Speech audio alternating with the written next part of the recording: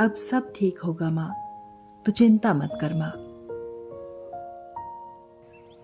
नमस्कार, आप सभी का स्वागत है मेरे YouTube चैनल मॉम्स गॉसिप में। तो आज जो मैं आपके सामने कहने जा रही हूँ वो शायद अंकिता के विचार होंगे जब वो घर से बाहर नौकरी करने के लिए निकल रही होगी। ये मेरे भी इमोशंस हैं जो मुझे शायद लग रहा है कि शायद अंकिता के भी होंगे। इन इमोशंस के बारे में मैं आपको ये कहना चाहूँगी कि जब एक लड़की घर से बाहर निकलती है रोजगार के लिए तो उसके दिमाग में क्या क्या चीज़ें आती होंगी कि जब उसकी पहली सैलरी आएगी तो उससे क्या क्या करेगी। अंकिता के घर की हालातों को देखते हुए मेरे दिमाग में ये विचार आए कि उसने ये सोचा होगा कि जब मैं घर से बाहर निकलूंगी और पैसा कमाऊंगी, अपनी मेहनत का पैसा कमाऊंगी, तो मैं इस पैसे से ये करूंगी, अपनी माँ के लिए ये लाऊंगी और उसकी जो घर की स्थिति है उसमें सुधार आएगा। तो आप लोगों को मैं सबसे पहले ये सुना देती हूँ कि ये अंकिता के जो विचार है जो मेरे दिमाग में आए कि उसके ये विचार हो सकते हैं जब वो घर से बाहर निकली होगी, और उसके विचार वो हो सकते हैं जब उसकी मृत्यु हो रही होगी। तो पहले आप वो सुन लीजिए। माँ, तेरे पास सिर्फ यही साड़ी है और देख ना, ये भी फटने वाली है। तू चिंता मत कर माँ, मैं जा रही हूँ ना नौकरी करने। सबसे पहले तेरे लिए एक सुंदर सी साड़ी लाऊंगी और साथ में ना मैं धीरे धीरे अपनी सैलरी से थोड़े थोड़े पैसे जमा करती रहूंगी ताकि हम गांव में ही 2 कमरे और डाल सकें। आखिर कब तक हम सब एक ही कमरे में रहेंगे। तो चिंता मत कर माँ, मैं जा रही हूँ ना नौकरी करने।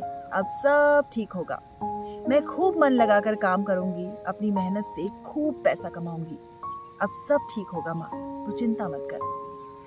एक छोटे से गांव की वो बच्ची जो उड़ने की तमन्ना लिए अपने गांव से निकली थी, उसने भी सोचा होगा कि जब उसकी पहली सैलरी आएगी तो वो उससे ये करेगी वो करेगी। जाते जाते उसने अपनी माँ से कहा होगा, माँ मेरी नौकरी लग गई है, अब सब ठीक होगा, तू चिंता मत कर माँ।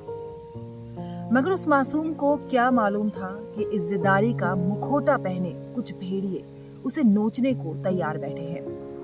उस बच्ची ने अपनी माँ से कहा था, माँ मैं खूब मन लगाकर काम करूंगी, मेहनत करूंगी, लेकिन कोई गलत काम नहीं करूंगी। हमारी देवभूमि की वो बच्ची अपने शब्दों में अडिग रही। वो गरीब जरूर थी, मगर उसका आत्मसम्मान कई अमीरों से बढ़कर था। उसने पैसों के लालच में अपनी आबरू नहीं बेची।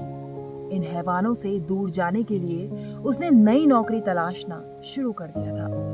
अब तक उसे इस नौकरी में 1 महीना भी ना हुआ था, मगर वो करती भी क्या, नौकरी से ज्यादा जरूरी आत्मसम्मान भी तो था।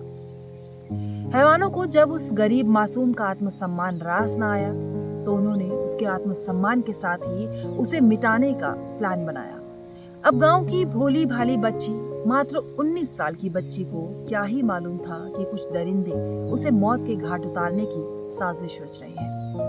उसे लगा शायद वो उससे बात करके मामले को सुलझाना चाहते हैं। वो उनके साथ ये सोचकर गई होगी कि अब सब कुछ ठीक हो जाएगा, उसे उसकी नौकरी में गलत काम करने के लिए मजबूर नहीं किया जाएगा।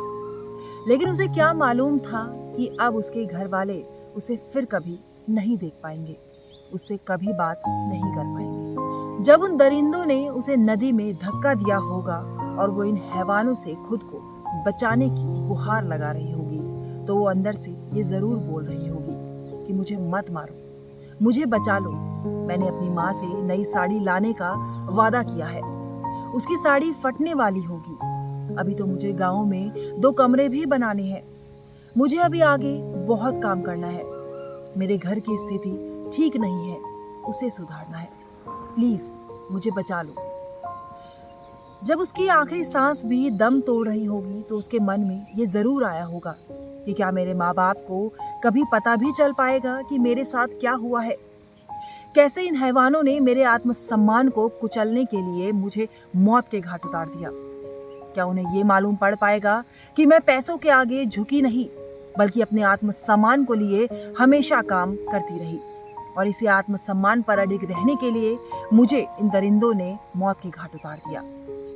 अंकिता की आत्मा आज जहाँ कहीं भी होगी, ये जानकर उसे थोड़ी तसल्ली तो जरूर हो रही होगी कि उसके माँ बाप को ये मालूम है कि उसने पैसों और आत्मसम्मान के बीच में से आत्मसम्मान को चुना। और अब अंकिता की आत्मा को तभी शांति मिल पाएगी जब उसके कातिलों को भी मौत की सजा मिल पाएगी। और उसके बाद फिर किसी भी लड़की के साथ वो ना होगा जो अंकिता के साथ हुआ। उसके सपनों को नदी में हमेशा हमेशा के लिए बहा दिया गया।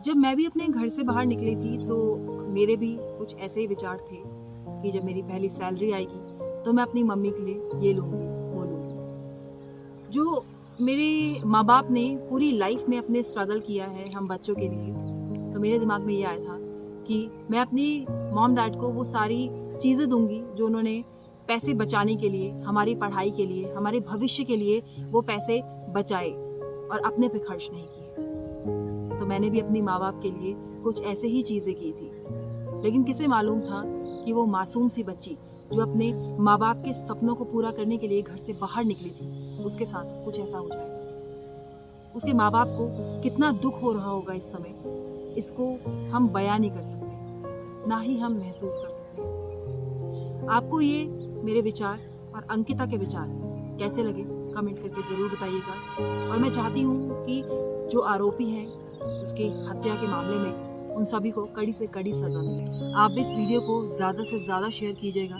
ताकि उसके हत्यारों को कड़ी से कड़ी सज़ा मिले और किसी भी प्रेशर में आके अंकिता के घर वालों को चुप ना रहना पड़े।